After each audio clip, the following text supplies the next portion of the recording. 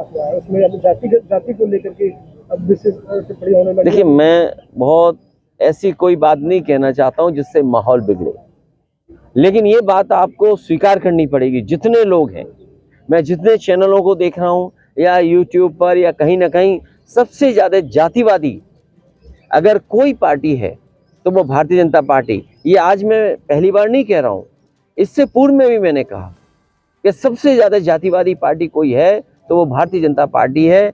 उस घटना में भी लाभ लेना चाहती है राजनीतिक, और तब जब पूरी की पूरी गलती भारतीय जनता पार्टी की सरकार की है।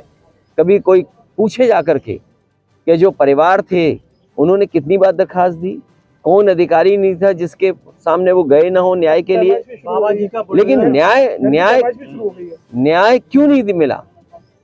न्याय क्यों नहीं मिला? अगर कोई जिम्मेदार है न्याय न देने के लिए तो वो भी इस घटना का अपराधी होगा। भैया, बाबा जी का बुलडोजर हर जगह पहुंच जाता है। मैनपुरी पूर्व जिला पंचायत अध्यक्ष रहे आशु दिवाकर, जिन्होंने एक गरीब की जमीन, करोड़ों रुपए की बेशकीमती जमीन कब्जा ली, उसके खिलाफ मामले दर्ज हुए, हत्या भी हुई, अभी तक कोई कार्रवाई नहीं हुई है। वो घटना एक सीधे साधे भोले भाले किसान के साथ धोखा होना। एक सीधे साधे इंसान से आपने जमीन खरीदी, एक चेक दे दिया, और उसके बाद उस भोले भाले इंसान से ये कहा आपने, किसान से, कि चेक में कुछ लिखने में गड़बड़ी हो गई।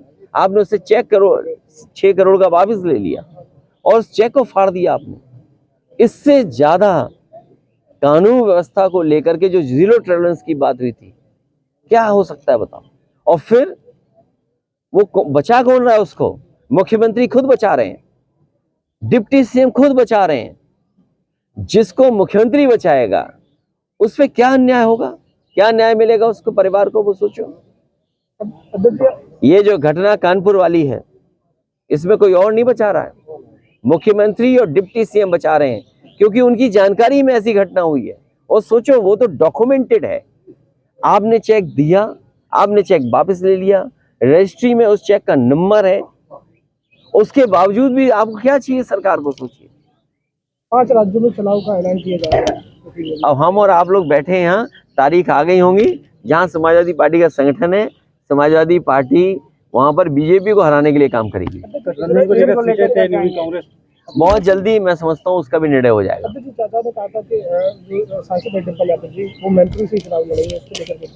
इसमें क्या खराब बात है भाई?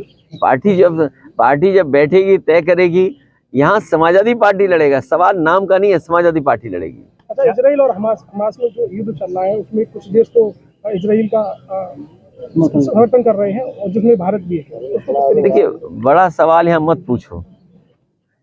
ये दुनिया को पता नहीं क्या हो गया है, कहाँ रशिया यूक्रेन में घुस गया, यहाँ एक ही रात में सोचो कहाँ क्या हो गया। दोनों झगड़े हो गए, और भी कई हिस्सों में झगड़े चल रहे हैं। दुनिया में अगर इस तरह की चीजें होंगी, एक देश दूसरे देश के मुकाबले खड़ा हो जाएगा, तो चिंता की विषय तो देश की रहेगी। और देश के, क्योंकि हमारी सरकार नहीं है और देश के सवाल पे हम कोई जवाब नहीं दे सकते हैं। ये सरकार जो निर्णय लेना चाहती है, सरकार निर्णय ले अपना, लेकिन वॉर न हो कहीं भी। जाति जनगणना की बात यूपी में खासकर बीजेपी हमेशा स्पष्ट अपनी बात नहीं रखती है, बस्ती नजर आती है, क्या वजह? कोई बचती नहीं है, बीजेपी भी स्वीकार करेगी, आप देखिएगा। और स्वीकार नहीं करे तो देखना आप, उसमें जो पीडीए के लोग हैं जाति जनगणना को लेकर के बहुत खुश हैं। क्या कहेंगे परिवार दुख है इस बात का कि धार्मिक आयोजन हो, सरकार की जानकारी में हो, उसके बावजूद भी सुरक्षा न देना और इंतजाम न करना, ये सरकार की लापरवाही है। और उसके साथ साथ जो गांव के लोगों से बातचीत करने पर जानकारी मिली है कि यहाँ पर पहले से पर्यटन विभाग का कार्य चल रहा था और पर्यटन विभाग जानबूझ करके गहरे गहरे गड्ढे खुदवा रहा था। और इतने गहरे गड्ढे खुदे हैं कि जो लोग इस धार्मिक आयोजन में आए उन्हें जानकारी नहीं थी कि आगे कितना गहरा गड्ढा है, जिसके कारण जब वहां पर लोग गए तो कई लोग डूब गए और जिसमें 3 लोग नहीं निकल पाए, 3 लोगों की जान गई, एक बच्चे का इलाज हुआ और उसकी जान बच गई।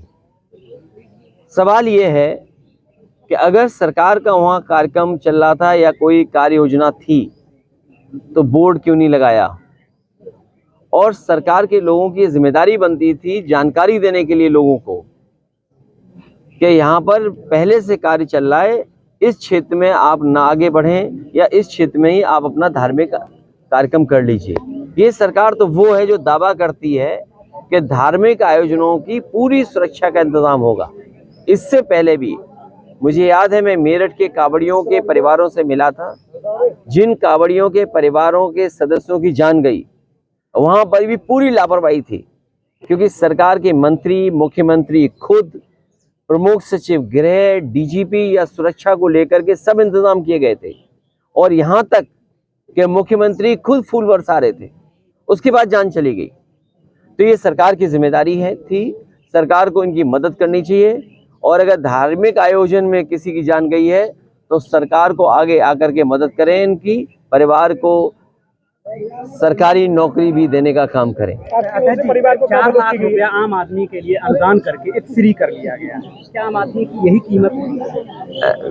ये सरकार की जिम्मेदारी बनती है कि गरीब परिवार में अगर किसी सदस्य की जान चली गई है तो उसके परिवार की मदद हो।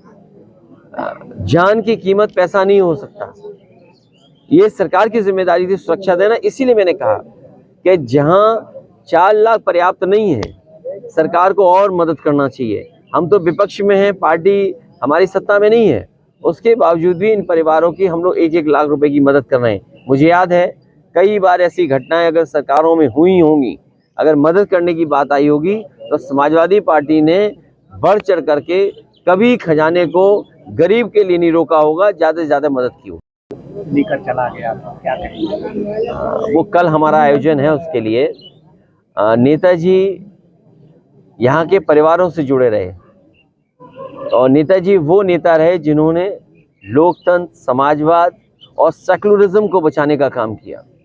एक ज़मीनी नेता, एक धरती के नेता जो यहाँ के लोगों की भावनाओं को समझते थे, लोगों के सुख दुख में रहे। और उसका परिणाम ये रहा कि नेताजी को यहाँ की जनता ने ऊंचाइयों तक पहुँचाया।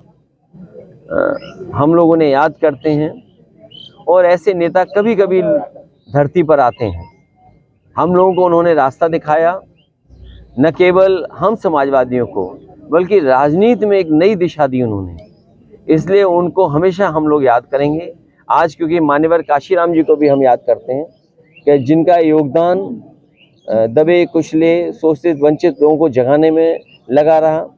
बाबा साहब भीमराव अम्बेडकर, उनके सिद्धांत और खासकर बहुजन समाज को जागरूक करने का काम और राजनीति में उनको स्थान देने का काम अगर किसी ने किया है तो मान्यवर काशीराम जी ने किया। मैं आज उनको याद करता हूं और ये जगह तो वो है जिसने कभी मान्यवर काशीराम जी को बगल की लोकसभा से लोकसभा में भेजने का काम किया था। वो भी राजनीति का एक ऐतिहासिक समय था जब नेताजी और मान्यवर काशीराम दोनों मिलकर के एक राजनीति को नई दिशा दे रहे थे। और आज जब बिहार में सर्वे हो गया है, आंकड़े आ गए हैं, तो जो लड़ाई नेताजी ने, मान्यवर काशीराम जी ने लड़ी और जिन पर ये दोनों नेता सिद्धांतों पे चल रहे थे, बाबा साहब भीमराव अम्बेडकर, डॉक्टर राम मनोहर लोहिया, हमें उम्मीद है कि जिस तरीके से सर्वे के आंकड़े आए हैं, देश भी स्वीकार करेगा और देश में भी आने वाले समय में इसी तरह जाति जनगणना होकर के उन तमाम जातियां जो पीछे रह गईं सामाजिक रूप से और आर्थिक रूप से, उनको बराबरी में लाने का काम चलता रहेगा।